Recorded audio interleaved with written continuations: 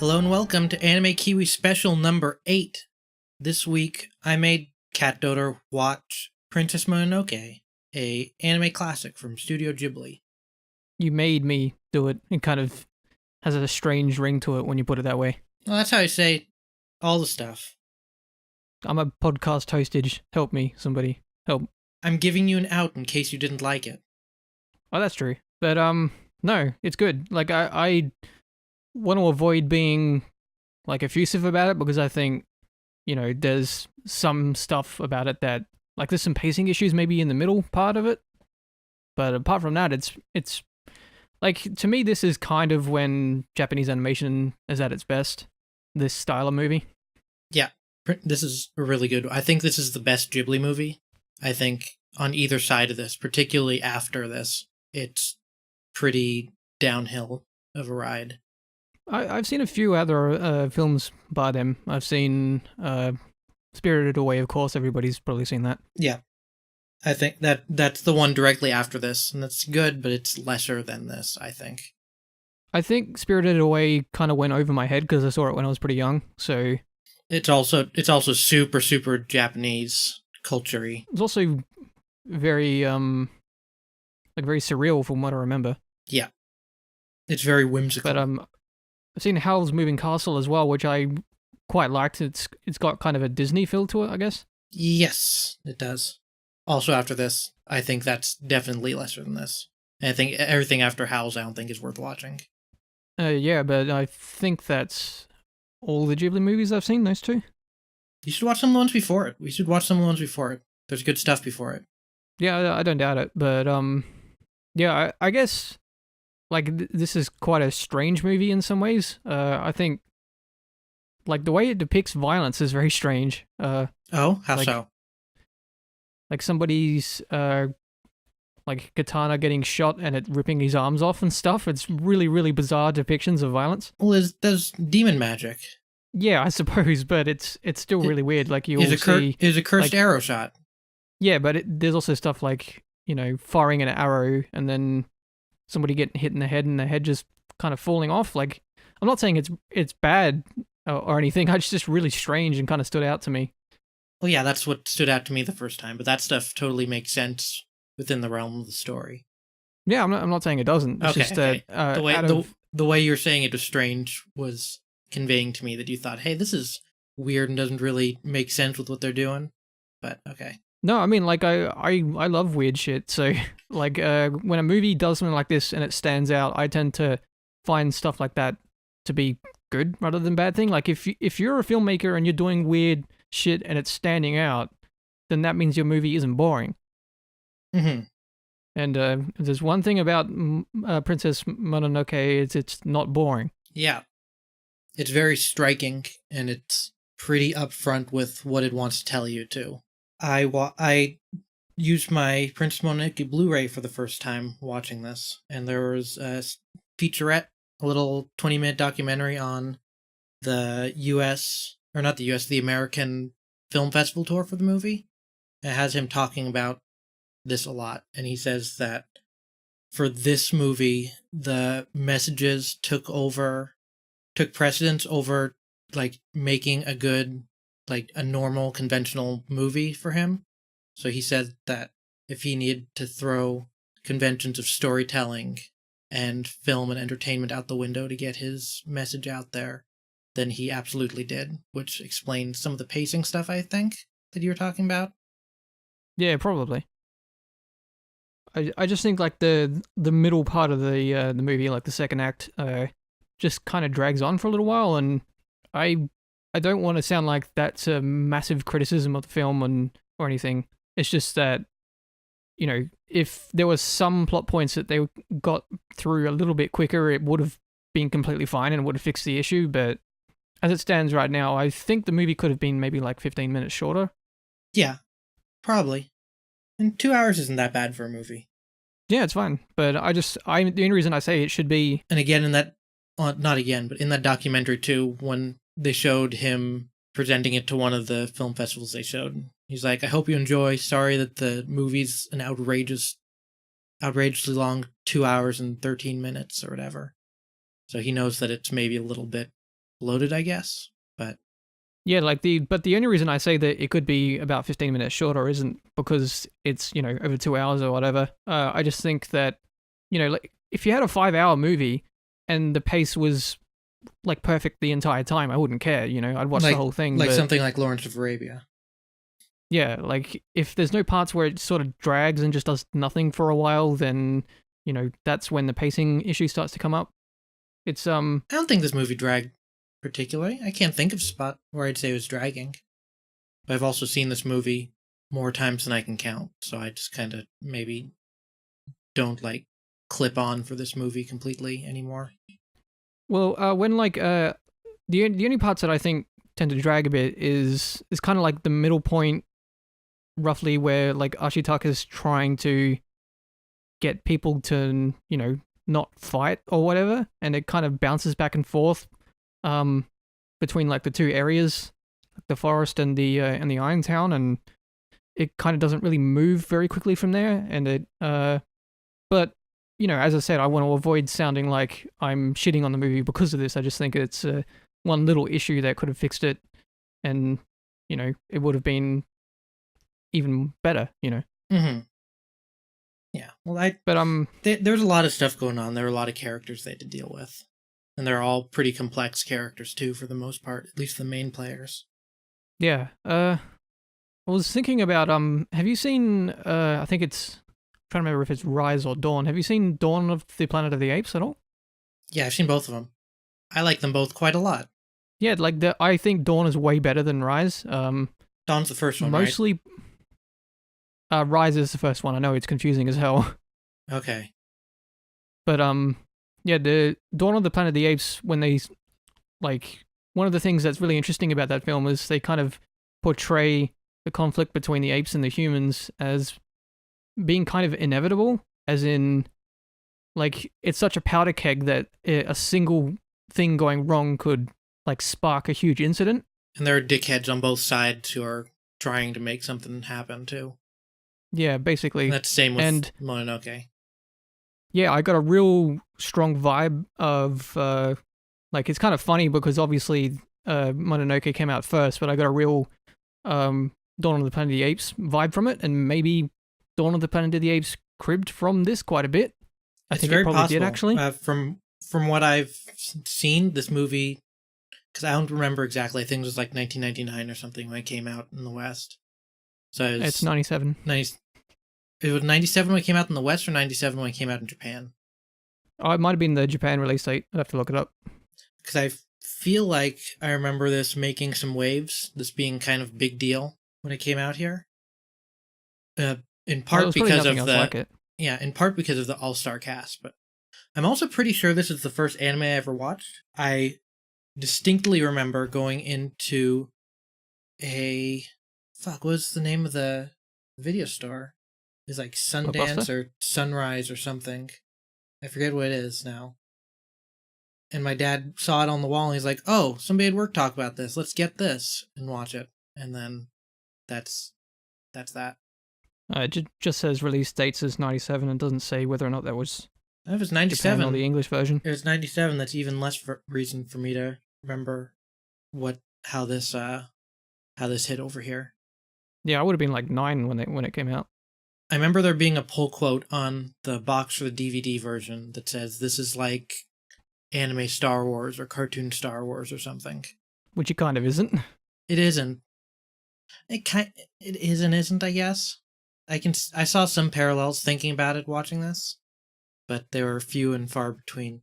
I would say like it has, which is kind of funny now that I think about it. Trying to remember the name of the movie. Something Fortress or something? Dwarf Fortress. No, not Dwarf Fortress. Or it could be. But like an earlier Japanese film, I think it's got some influences from that. I have no idea what you're talking about. Yeah, I'm trying to remember the name of the movie, but from what I know, the movie Fortress of Solitude. Well, I don't think that could be it. But from what I know, the film I'm thinking of probably influenced Star Wars quite a bit. Oh yeah, Star Wars is just stuff ripped from half a dozen things. Lots of Japanese stuff, from what I know. Yeah. Yep. Well, the lightsaber stuff is straight up samurai kendo stuff. I mean, Darth Vader's modeled after samurai armor. Yeah, it's pretty obvious if you look at his helmet and stuff. Yeah. But I was curious, like, what do you think this movie's trying to, like? You mentioned the message that it was trying to communicate. Like, what do you think this movie's trying to get at in terms of its message, like subtextually? Because I didn't find it necessarily nebulous, but I found it kind of like purposefully like complex in kind of a like you could get a lot of different ideas and stuff out of the film, but without necessarily nailing down like one like prominent idea, if you know what I mean. I think the most prominent thing that stands out to me is it's trying to say that for like optimal living, man and nature need to cooperate with each other rather than fighting against each other. But if you think about it though, like the film kind of demonstrates that maybe that sort of conflict is kind of natural and will happen regardless of what you do.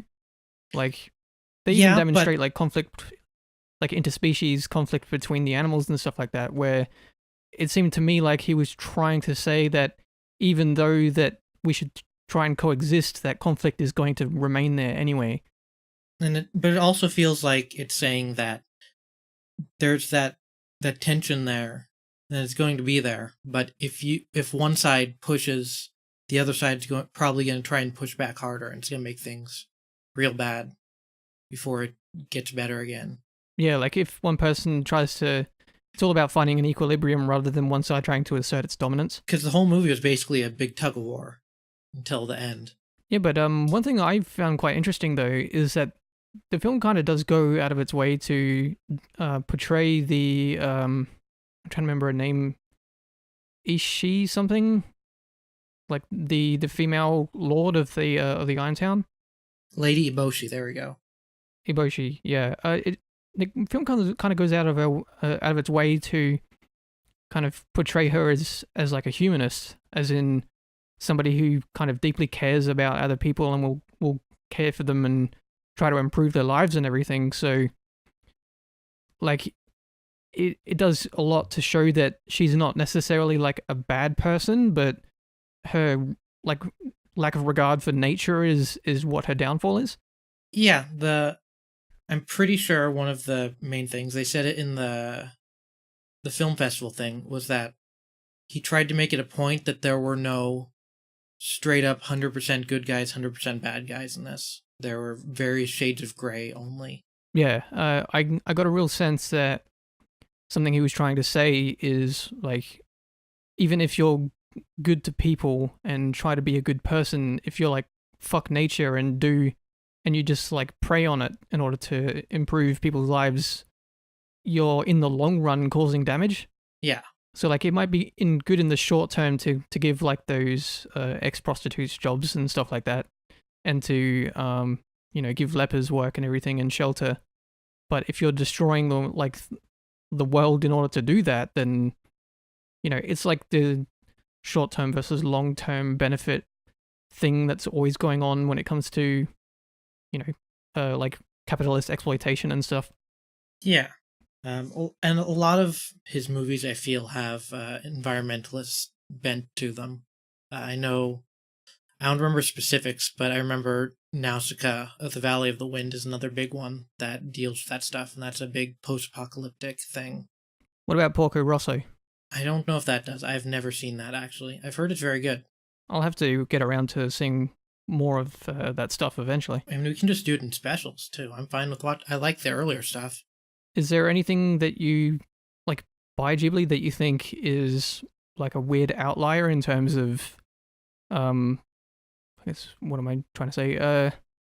Like a really unusual. There's Miyazaki's first movie, which is a licensed thing. It's a Lupin the Third movie. I don't know if you recognize the name Lupin the Third. Nope, never heard of it. It's a big anime series about a thief, and Miyazaki's first movie was a movie based on that property, or of that property. I don't know if you've ever seen the arcade machine Cliffhanger, which is a Laserdisc machine. Doesn't ring a bell. Okay, that's unfortunate for my anecdote thing, factoid. But the game Cliffhanger which is a Laserdisc arcade game, is footage from his first movie, The Castle of Cagliostro. I can't think of like I don't think I've ever seen a Laserdisc arcade thing. I was probably a bit too young to have seen it. King's that stuff. Quest? Nope, never seen it. Hmm. Never really a big arcade scene in Australia, I guess. But there was you go to an arcade and the most stuff that you see is like Street Fighter cabinets and stuff. Okay. But yeah, I think that's a weird outlier. I'm not sure if that's Ghibli technically, but it's his first feature length. Well, if you think about it, though, Ghibli kind of exists on the strength of his movies anyway. Yeah. Howl's Moving Castle doesn't really have environmentalist stuff, does it? Not that I can remember. That's just more of a fairy tale fancy thing, although that is based on a book by an English author, I believe. So that's not purely his either. I can't think of any other ones. I know like this and Nausicaa are probably a good double feature. We probably could have done that, actually. But why didn't we? Why didn't you think of it? Because I didn't think of it. We can do it later. I haven't seen that in a while. I'd like to see it. I remember having some real cool imagery. Well, what else haven't we talked about it in the film? Because I guess, like, even though I enjoyed it, I didn't really, like, there wasn't a ton that kind of stood out to me in terms of, you know, we've discussed this before about how you don't necessarily critically react to everything. Like, and I sort of did with this, but not really in a depthful way, so I'm kind of struggling to think of stuff that perhaps we might have missed. We didn't talk about the all-star cast. Oh, right, the English cast. So we both watched the English dub, I think. Yeah, we did. I'm kind of two minds of this, but I think, like, surprisingly, even though they use an all-star cast, I don't think anybody's slouching here. I think everybody's doing a good job. Everyone was very good. But especially people like Billy Bob Thornton, to me, kind of stands out as maybe. I think he was like, probably the best performance in this by a long shot. Like, he brings his own style of acting to voice acting in a way you might not have necessarily expected. Mm-hmm. There's a lot of big names in this one, though. Yeah. There's Gillian Anderson's in it, Keith David's in it, Minnie Driver. I think Jada Pinkett Smith's in there as well. Smith's in there. I can't remember who the voice of Shen was, but I know she's a big name. Claire Danes? I think it's Claire Danes. I think her, like, she's probably the weakest in the cast, I think. Maybe. Sun Mononoke. She just sounds like kind of a shitty teen. Also, Neil Gaiman did the translation for the screenplay. I didn't know he did translation stuff.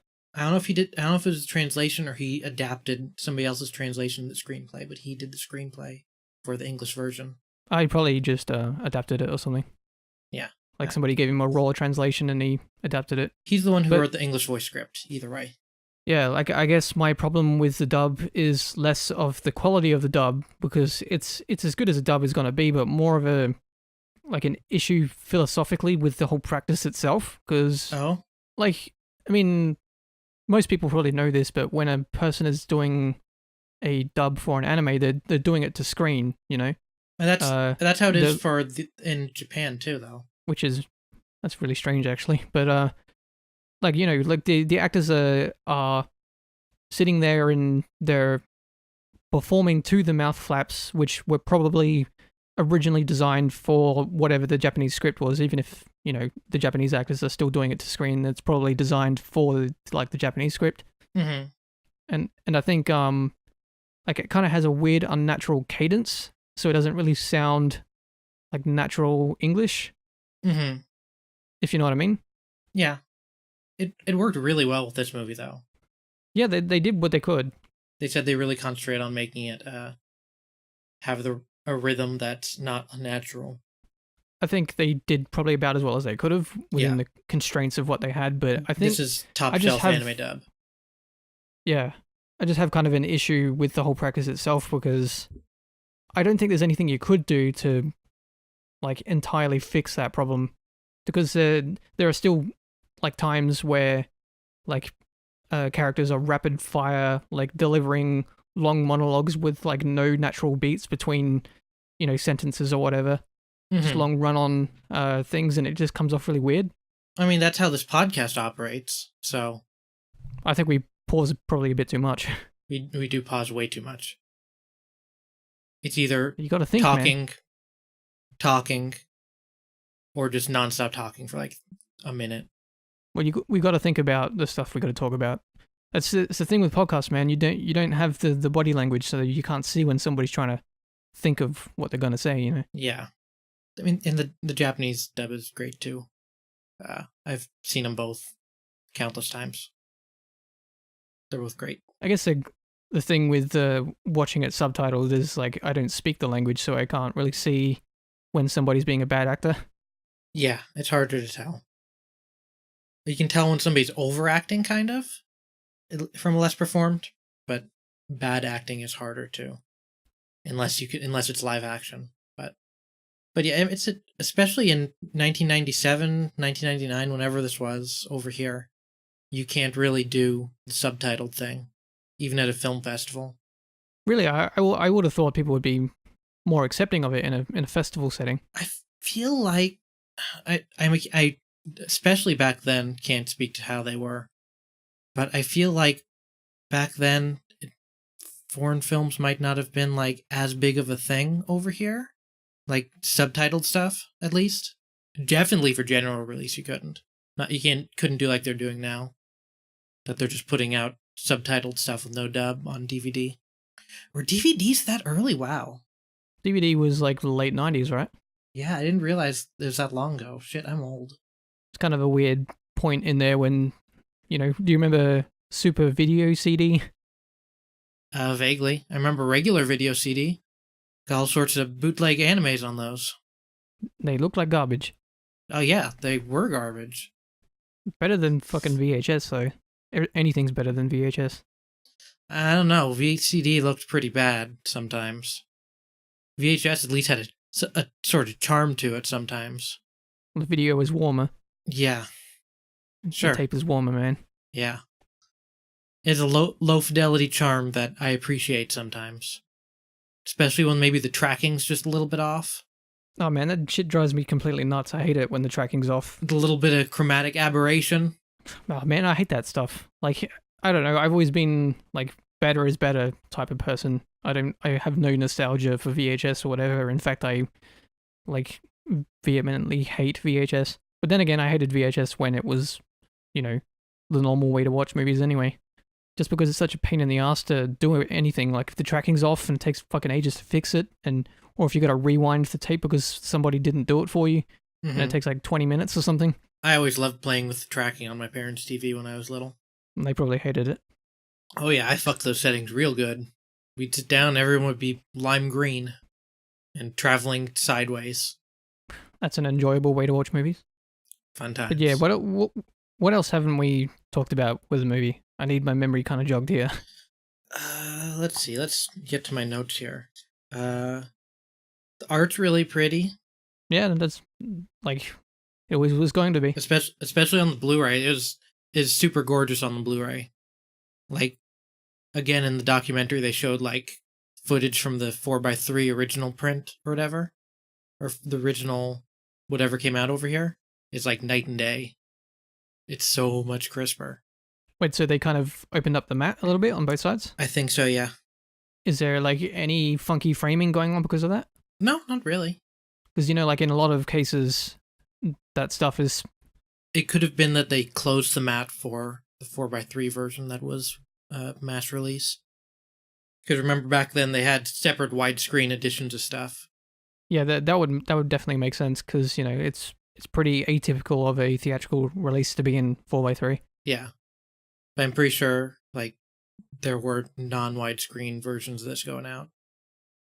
But the colors were like way less in the print they showed.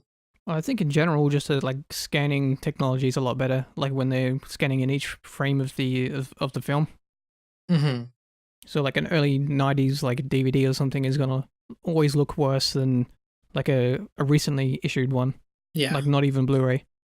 You've played Majora's Mask, right? I've got the 3DS version. Do you think the boss in that is a reference to the Forest Spirit in this? because they look an awful lot alike. Which boss? I think it's the snow dungeon. I want to say it's been a while. God, I'm not sure if I've actually been that far in the game. I haven't played all the way through it, but Let's see if I can find it here. I mean, I guess the point is moot. I kind of came to most of the. It's kind of like a mechanical bull-looking thing, but has a person face on it. Oh, Yeah, you'd have to show me the picture. It's definitely the snow one. Although I guess it's a boss, so it's a bad guy, so it might not be a reference. But I feel like if it's not a reference, I wonder if there's some precedent or some cultural thing that they're both drawing from. No, it almost looks weirdly like, you've got elements of like robotic and like almost Aztec looking design to it. Yeah. Yeah, I wouldn't necessarily say it's a direct reference. Yeah, so I guess I wonder if there's I guess there is in Japanese monster lore there's a monster whose name I can't remember right now. Let's look it up. The Jinmenken is a dog monster, but it has a human face. Which always looks real fucked up. Yeah. It's a pretty old monster. And they are usually thought of as being bad omens if you see one around. Which that makes sense. Bad shit's going down if you see a dog with a man face. Any animal with a human face is gonna be a bad omen, no matter what anybody says to me, because that just looks fucked up, man. Yeah, it's the creepiest looking shit. I guess in this case, him showing up was a sign that things were gonna happen. I guess, but that's probably reaching pretty far. It kind of came to like the vast majority of Zelda games as an adult rather than like playing them as a kid, because I didn't really start playing video games in earnest until I got a like my own computer and like a PS2 and stuff. Like I played a bunch of games before then, but not really. I was playing games from like the beginning. My parents got me an NES way back when. I played the shit out of that and all the generations forward. Yeah, and I did too, but when I say like I didn't start playing in earnest, I mean like the majority of my like leisure time became video games at that point. Oh, okay. I was doing it too. I had an NES and like a Master System growing up, and then sort of moved on from there. But yeah, like those were never my consoles, so I didn't really play them much. But when I got my own stuff, that's when I got into it. So Zelda, like at least until I was an adult, was kind of a weird blank spot for me, I guess. Yeah, I played Majora's Mask when it came out, I think, but I recall not liking it because of the time limit, and I haven't really gone back to it. Yeah, the time limit is, like there's some pretty interesting stuff that they do with it, but when there's that time pressure in a dungeon, it fucking sucks. Yep. Like if there's some part of the dungeon that you just can't quite figure out, and you're stuck on it for a while, and then the time just runs out, even if you've got it slowed down to half speed, and then you have to repeat the entire dungeon from the beginning, or like when the last time you like exited the dungeon and saved it, like it's just a pain in the ass. Like they should have made the dungeons like a time dilation area or something so that the time stopped while you're in one. Yeah, I don't think it's great. I mean, I generally don't like, with the exception of Wind Waker, I don't like 3D Zeldas that much to begin with, but I think like Wind Waker is fantastic. I think Ocarina of Time is also like really, really good. It's fine. I played it at the end of high school, I think, and I didn't have as great of a time with it as I did when it first came out. I think the last dungeon kind of sucks. I can barely remember that one, but I didn't really like. I didn't play Ocarina of Time until the 3DS version came out, and like I remember that was basically all I played for like a week after I got it. It's fine. I just don't care for it. It's definitely nowhere near my best games of all time list. Oh, same, but I have like a very kind of weird preference when it comes to games. I mean, I have Star Tropics as my favorite game of all time, so. And I didn't even know what the hell that is. You should play Star Tropics. It's great. It's like the first Zelda, except better. I think my favorite game ever might be like Diablo 2 Lord of Destruction or something. Sure. I played a lot of it. I played that shit way too much. My dad played that game a lot. Sounds like a good dad. Yeah, he would come home from work, eat, and then sit until like 3 in the morning playing that. He'd the same. My dad likes Blizzard a lot. He did the same with WoW. What about Overwatch? I don't think he's much for first-person shooters anymore. It's a pretty good one.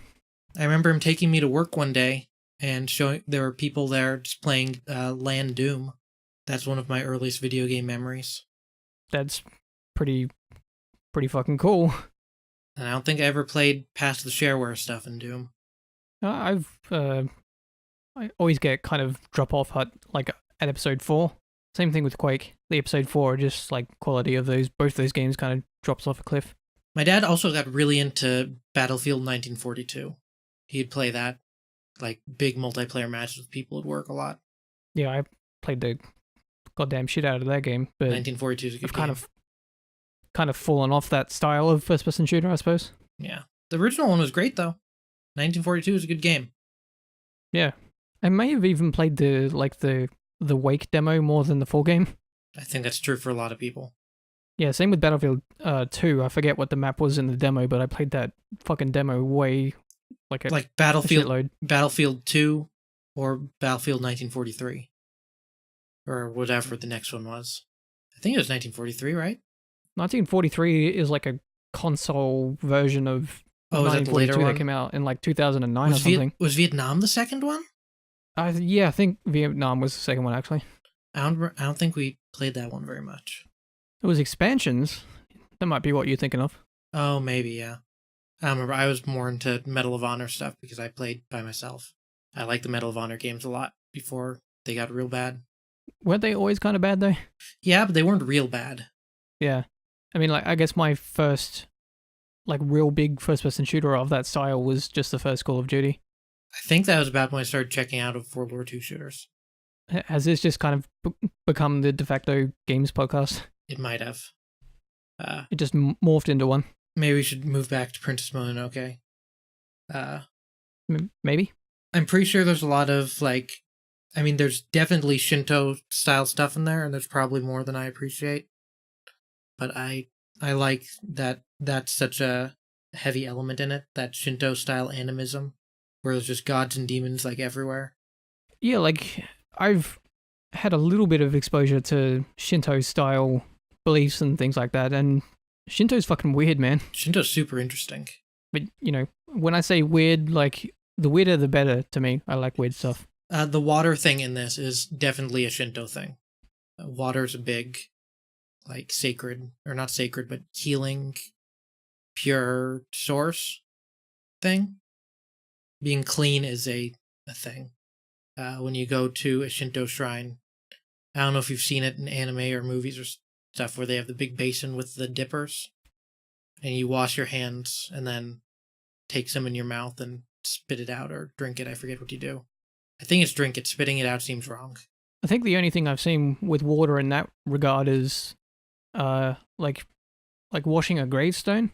It might be a similar thing. I'm not 100% sure. I'm pretty super rusty on my Shinto practice lore stuff. It seems like they kind of portray gods in a kind of an unusual way where it's a bit like Greek mythology, where gods aren't necessarily like good beings. They're just there, yeah. And everything in Shinto, everything potentially has a god in it. Rocks, trees. When you don't have science, it's a good way to explain how everything works. Just say there's a god in it. Yeah. That's why you'll see, like in anime and stuff, the trees with like the white paper zigzags around them. Those are designated sacred trees. They're believed to have gods in them. I don't think I've seen that before, actually. We'll probably come across it at some point. You'll get me there one day. One day. On this long journey we call anime, Kiwi. Maybe I will begrudgingly say I like anime one day, but today is not that day. You like Kids on the Slope? I do. You did? I did? I mean, you said the words, I kind of love this series. Yeah, and I think the show kind of let me down in the end a little bit. Like I don't want to say I don't like it or anything, but I think it's. You should read the last couple volumes of the comic. I think I may, but it gives good closure. Like my final word on that show is that it is surprisingly smart. and way better than you'd think a show like that would be. Yep. Anyways, I think we're done with Princess Mononoke here. Yeah, not a ton to say about it, but we got some stuff in there. Yeah, I like this movie a whole lot. I've watched it a ton. Yeah, and if you like Princess Mononoke, I recommend seeing what probably undoubtedly influenced it with Dawn of the Planet of the Apes, the recent one. Both are quite good movies. Yeah. Okay. So, I put a poll up asking people what we should watch for the next movie, and 3 choices were a movie called Mind Game, a movie called Beautiful Dreamer, and then there was a double feature option, which was Megazone 23 Part 1 and 2. Although I guess if you don't want to do a double feature, we can just do one of them. It's probably fine. I'm not fussed either way, as long as none of those are like compilation movies or something. No, I don't think they are. I don't know a whole lot about these, but Megazone, the double feature one, is what won. So I'm willing to break it up if you want to, or we can just do the double feature. I think we'll kind of figure that out after we've seen them, actually. Because if I have a lot to say, then we might have to break them out. Okay. I'm looking at the Wikipedia here. The one-sentence summary I'm getting here is the story follows Shogo Yahagi, a delinquent motorcyclist whose possession of a government prototype bike leads him to discover the truth about the city, and that is super vague. When I was taking suggestions to populate the poll, I heard it was a movie that you can probably talk a lot about, so that's good for us. It doesn't sound like we'll have another fucking Jinro situation. I had a lot to say about that movie, really. I guess. And most of it was negative. The movie didn't have a lot to say, though. It certainly did not. It's quite vapid. But we're over with that. We never have to deal with that again. Hopefully. Yeah. That movie fucking sucks. Garbage. Anyway, so we'll watch at least part 1 of Megazone 23. Maybe part 2. Or at least talk about it. I don't know what we're going to do. We'll do stuff. Watch at least the first one, watch the second one if you want. I don't know. Okay. We'll see. They're both 80 minutes each, so maybe we don't want to double feature it. 80 minutes ain't shit. Yeah, we'll see. Anyways, that's Anime Kiwi special number 8. As always, you can email us at anime@gamekiwi.net. You can catch us on Twitter @TheGameKiwi, on Facebook at facebook.com/TheGameKiwi. We're on YouTube with all of our Let's Plays and stuff too, at youtube.com/GameKiwi. And this episode and all our other podcasts are at podcast.gamekiwi.net. Like I said, next week we're going to watch Megazone 23. In a couple weeks, we're also going to, it's the weekend after this coming weekend, actually, we're going to be recording a podcast with GameSpot's Mary Kish about Satoshi Kon's body of work. That's Perfect Blue, Millennium Actress, Tokyo Godfathers, and Paprika. I need to get on watching those, but you guys should too if you're interested in that. It should be a good it's going to be a long podcast. It's probably going to be 2 hours at least if I were to guess. But yeah, that's all the news. So, I'm Mike. And I'm Katora. Thanks for listening. And, as always, keep it anime.